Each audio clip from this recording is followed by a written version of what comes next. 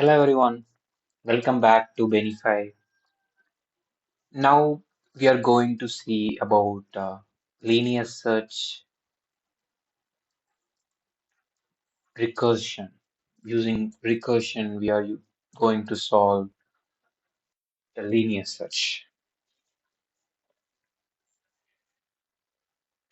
So, what is recursion? Recursion is a function that is going to call itself again and again.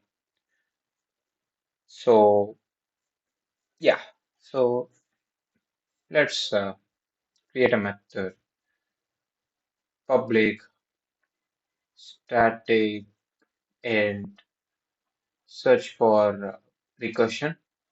So we are going to give three parameters, mean the array, and next is the target. We need to find, finally, it is the uh, index of the element. We definitely need to track. Okay, yeah, on the logic. So we need to have a condition if there is no element found. If index is greater than or equal to array dot length, then we are going to return -1. Yeah, we didn't get. So let's say we are having an array 0, 1, 2, 3, and the index goes beyond this, which is somewhat here. So that's a problem, right? So then there is no element to search. So we can clearly say that there is nothing. There is no element. So how we are going to find the element? For that, array index, okay, equal to target.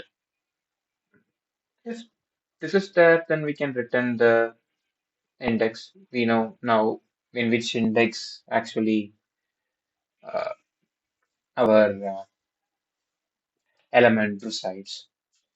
So next is the recursive case. So what we are going to do, we are going to return the same thing, search recursive method, a function.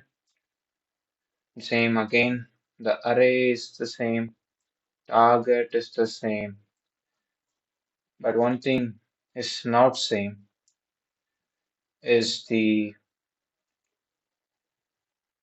index. Index we are going to increment +1. So it is going to happen again and again, again and again till we find the required element. Okay, so now for our time complexity part, which is the